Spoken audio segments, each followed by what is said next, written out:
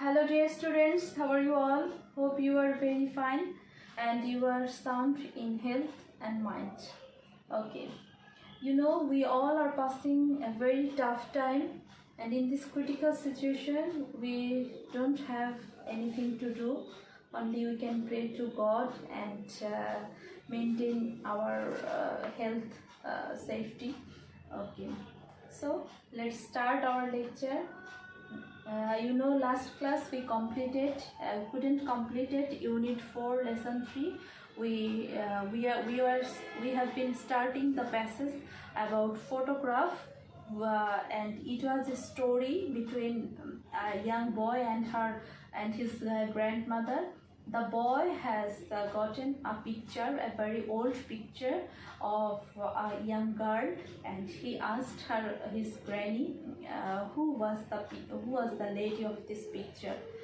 The boy actually know whose picture is it, but there was a suspense between the boy and his granny.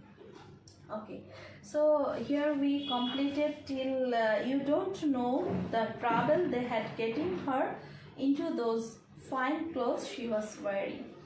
এই পর্যন্ত আমরা পড়েছিলাম যে ছবির যে মেয়েটিকে দেখা যাচ্ছে সেই মেয়েটির সম্পর্কে দাদি অনেক ইনফরমেশন দিচ্ছেন, বাট ক্লিয়ারলি সে কিছুই বলছেন না যে whose picture actually is that. Okay, it's 51 page. Who was the girl? বালকটা আবারও কোয়েশ্চেন করছে যে কে এই মেয়েটা, কে? You must tell me who she was. দেখা যায় যে নানি দাদির কাছে বাচ্চারা ফ্রিকুয়েন্টলি আবদার করে, তাই না, যে এই বাচ্চাটা আসলে এই মেয়েটা কে, তোমাকে বলতেই হবে দাদি এই মেয়েটা কে। No, that wouldn't true. না, সেটা বলা যাবে না। Said grandmother, but I pretended I didn't no.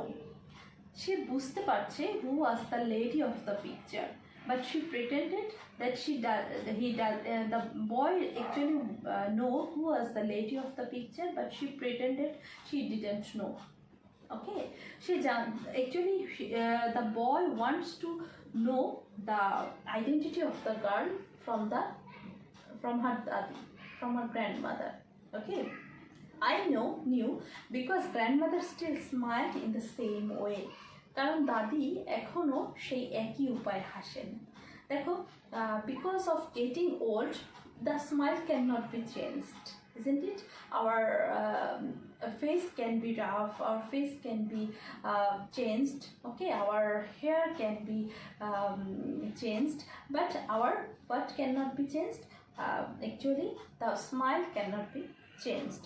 Even though she didn't have as many teeth, যদিও তার আগের মতো দাঁত নেই, তারপরও কি ছেলেটা রিলেট করতে পারছে যে পিকচারের যে মেয়েটি আর তার দাদির হাসি এখনো একই রকম, বাট সে চাচ্ছে তার দাদির মুখ থেকেই শুনুক যে ছবিটা কার। Here the boy is actually intelligent, কিন্তু সে কি করছে, সে সরাসরি প্রকাশ করছে না। এখানে দাদি নাতির মধ্যে একটা রহস্য খেলা চলছে। Come on granny, I said tell me. সে দাদিকে ফ্রিকুয়েন্টলি ইনসিস্ট করছে, জোর করছে যে বলো না কে মেয়েটা কে। বাট গ্র্যান্ডমাদার শুক হার হেড। শুক শব্দের অর্থ কি? শেক মানে ঝাঁকানো, হ্যাঁ, শুক মানে মাথা ঝাঁকানো, মানে এরকমভাবে অসম্মতি, শোয়িং নেগেটিভিটি সে শো করছে যে নো, আমি বলবো না। Carried on with the knitting, সে কী করলো? ক্যারি অন মানে চালিয়ে যাওয়া, হ্যাঁ, carry on is a phrasal word that is means কোনো কিছু চালিয়ে যাওয়া। Continue, to be continue. সে কি চালিয়ে যাচ্ছে? তার নিটিং, তার সেলাই করাটা সে চালিয়ে যাচ্ছে। And I held the photograph in my hand, looking from it to my grandmother and back again, trying to find points in common between the old lady and the little pigtailed girl. এই যে দুষ্টু মেয়েটার সাথে আমি আমার দাদির চেহারার মিল খুঁজতেছি। কিভাবে খুঁজছে সে? একবার দাদির দিকে তাকাচ্ছে, একবার ছবির মেয়েটির দিকে সে তাকিয়ে দুজনের মধ্যে সিমিলারিটিস খোঁজার চেষ্টা করছে। A lemon coloured butterfly settled on the end of the grandmother's knitting needle. একটা লেমন কালারের মানে একটা লেমন কালার তো আমরা বুঝি যে হালকা সবুজ রঙের একটা বাটারফ্লাই, যেটা কি করলো উড়ে গিয়ে দাদির যে সেলাইয়ের সূচের উপরে গিয়ে বসলো and stayed there while the needles clicked away. যতক্ষণ না নিডলসটা আর একবার চলছে ততক্ষণের জন্য, কিছু সময়ের জন্য নিডলটা গিয়ে দাদির সেই সুইয়ের উপরে গিয়ে বসলো, যতক্ষণ না দাদি আবার তার সেলাইয়ের জন্য সুইটাকে ফুললো। মানে এখানে দেখো, here butterfly is not only a butterfly, is a not only insect. Okay, এটা শুধুমাত্র একটা ইনসেক্ট হিসেবে এখানে উপস্থাপন করা হয়নি। এই স্টোরিতে বাটারফ্লাই হচ্ছে কি একটা কিসের প্রতীক? That is it works as a symbol. Symbol বুঝি আমরা, মানে এটা একটা প্রতীকের মতো কাজ করছে। কিসের প্রতীক? সময়ের প্রতীক। Butterfly symbolizes as time. দেখো বাটারফ্লাইটা কি, একটু সময়ের মধ্যে বাটারফ্লাই বসলো, আবার বাটারফ্লাইটা কি করলো দেখো, I made a graph at the butterfly. আমি একটা থাবা দিয়ে, হ্যাঁ থাবা বুঝি আমরা, খপ করে ধরা, খপ করে ধরতে চেষ্টা করলাম বাটারফ্লাইকে, and it flew off in a dipping flight and settled on a sunflower. এটা একটা ডুব দিয়ে মনে হয় উড়ে গেল এবং উড়ে গিয়ে একটা সূর্যমুখী ফুলের উপরে গিয়ে পড়লো। দেখো যখন আমাদের সময়, ঠিকই আমাদের এখানে বাটারফ্লাইয়ের সাথে সময়ের তুলনা করা হয়েছে। সময় একবার চলে গেলে সেটাকে আমরা কিছুতেই ধরতে পারি না, কারণ সময় বহমান। I wonder whose hands they were, whispered grandmother to herself. দাদি নিজে নিজে এখানে মনোলগের মতো, মানে একা একা কথা বলছে, তাই না, যে ফিস ফিস করে বলছে। আসলে হুইসপার শব্দের অর্থ কি? ফিস ফিস করে কথা বলা। ফিস ফিস করে বলছে যে এটা কার ছবি। উইথ হার হেড বোর্ড, মাথা নেড়ে বলছে, and her needles clicking away in the soft warm silence of that summer afternoon. এবং তার কি করছে, সেই যে গ্রীষ্মের নিস্তব্ধ দুপুরে তার সুই সে সেলাই করে যাচ্ছে। আসলে এটা আসলে কি বোঝাচ্ছে, যে সব কিছুর পরেও আসলে কি সময় কি বোঝানো হয়েছে এখানে? Butterfly symbolises the time. যতই তুমি সময়কে রাখতে চাও, কিন্তু সময় আসলে ধরা দেবে না। সময়ের মতোই বহমান। আজকের দিন চলে যাবে, মানে ইটস গান ফর এভার। হ্যাঁ, এটা আর কখনো, it will not come back anymore. হ্যাঁ, কোনোভাবেই এটা ফিরে আসবে না। সো আমাদের ওল্ড মেমোরিজটাও ঠিক, দাদি একদিন তার নাতির মতো ছিল, এখন সে দাদি হয়েছে, এই নাতিও একদিন আবার সে দাদির মতো হবে। এভাবেই সময় চক্রাকারে শুধুমাত্র ঘুরবে, আর সময় বয়ে যাবে, আর মানুষও চেঞ্জ হয়ে যাবে।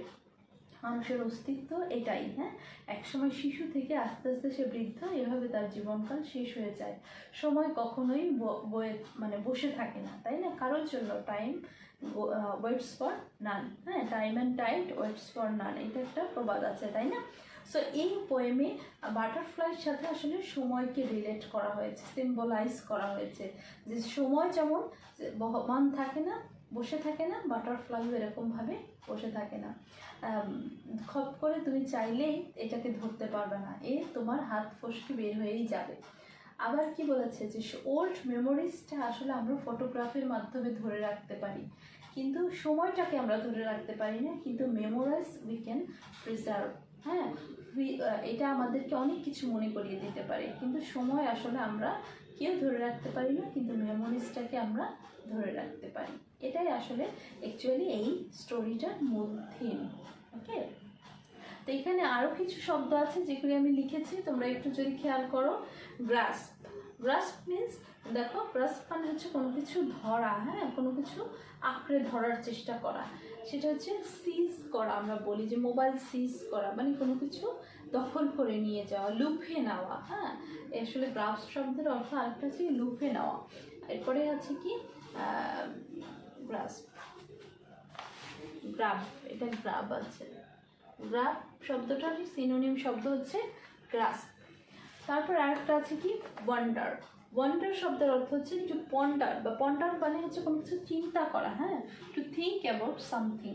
ওয়ান্ডার মানে হচ্ছে কি ঘুরে বেড়ানো হয়, আবার বিস্ময় বোঝায়। এখানে ওয়ান্ডার মানে হচ্ছে চিন্তা করা। হুইসপার শব্দের অর্থ হচ্ছে টু টক, কি বলবো যে হচ্ছে গিয়ে লোনলি, হ্যাঁ, একা একা কথা বলা বা ধীরে ধীরে সাইলেন্টলি কথা বলা, দ্যাট ইজ হুইসপার। কানে কানে কথা বলা, ফিস ফিস করে কথা বলা, দ্যাট ইজ কল্ড হুইসপার। এটাকে এখানে আসলে আমি টু টক এখানে বাংলাটায় লিখে দিই, তাহলে তোমাদের সুবিধা হবে। ফিস ফিস করে কথা বলা, কানে কানে কথা বলা।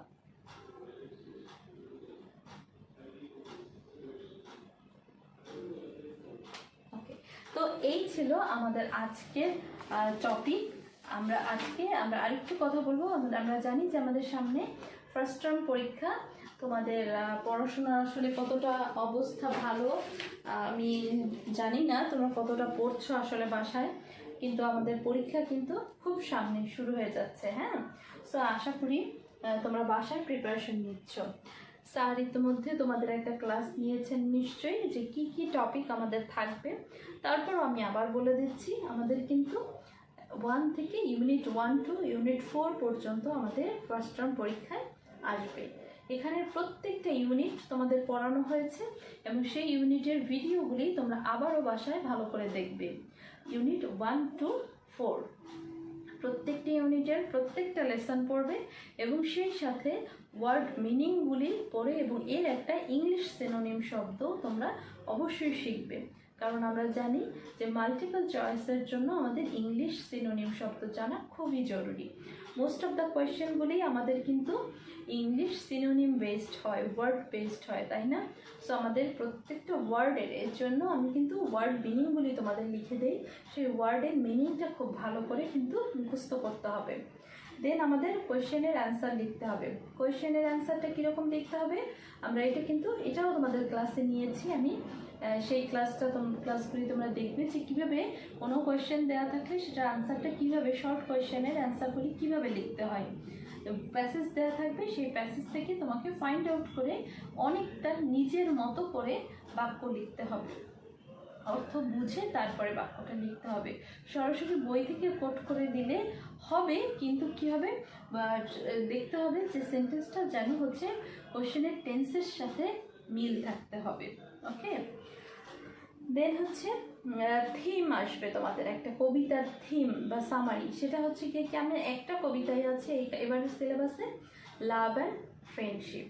সো লাভ অ্যান্ড ফ্রেন্ডশিপ পোয়েমটা আমরা পড়েছিলাম, মনে আছে কি? সেই পোয়েমটা তোমরা আবার পড়বে এবং বই থেকে থিমটা মুখস্থ করে ফেলবে। এটা একদমই ওপেন কোশ্চেন, যেটা আসবেই পরীক্ষায়, যেহেতু আমাদের আর কোনো পোয়েম এইবার সিলেবাসে নেই। Then with clue and without clue. With clue এবং উইদাউট ক্লু সম্পর্কে তোমাদের অতীতের এক্সপেরিয়েন্স আছে নিশ্চয়ই, তারপরও আমি তোমাদের এই দুটোর জন্য আলাদা একটা ক্লাস নেব, উইথ ক্লু উইদাউট ক্লু, এবং সাথে থাকবে রিঅ্যারেঞ্জ এবং প্যারাগ্রাফ স্যার নিশ্চয়ই তোমাদেরকে মেনশন করে দিয়েছেন কোন কোন প্যারাগ্রাফগুলি তোমাদেরকে পড়তে হবে। সেই প্যারাগ্রাফগুলো সেই অনুযায়ী তোমরা প্রিপারেশন নেবে।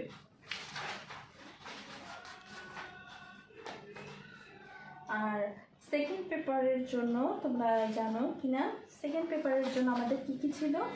আর্টিকেল। তোমরা আর্টিকেল সম্পর্কে অনেক আগে থেকে প্রিপারেশন নিয়েছো, সেক্ষেত্রে আমি তোমাদের বলবো যে বোর্ড কোয়েশ্চেনগুলির আর্টিকেলগুলি অন্ততপক্ষে একটা বোর্ড ধরো 16 সাল, 17 সাল বা 18 সাল, 19 সাল, 20 সালে, যেগুলিতে 20 সালে তো কোনো পরীক্ষা হয়নি, 19 সাল পর্যন্ত আমরা হচ্ছে গিয়ে যে আর্টিকেলগুলি আছে সেই আর্টিকেলগুলি আমরা সলভ করে ফেলতে পারি। আমাদের হাতের কাছে যে বইটা আছে সেই বইয়ের বোর্ড কোয়েশ্চেনগুলি আমরা সলভ করে ফেলবো। দেন হচ্ছে কমপ্লিটিং সেন্টেন্স, 3 এবং 4 দুটোর কমপ্লিটিং সেন্টেন্স। এছাড়া তোমরা যারা হচ্ছে ইউটিউব চ্যানেলে দেখবে যে আমরা সেকেন্ড ইয়ারদের জন্য কিন্তু কমপ্লিটিং সেন্টেন্সের ক্লাস নিয়েছি, আমিও নিয়েছি, স্যার তো নিয়েছেনই, সেখান থেকে আমরা কমপ্লিটিং সেন্টেন্সের ক্লাসগুলি করে ফেলবো। ওকে,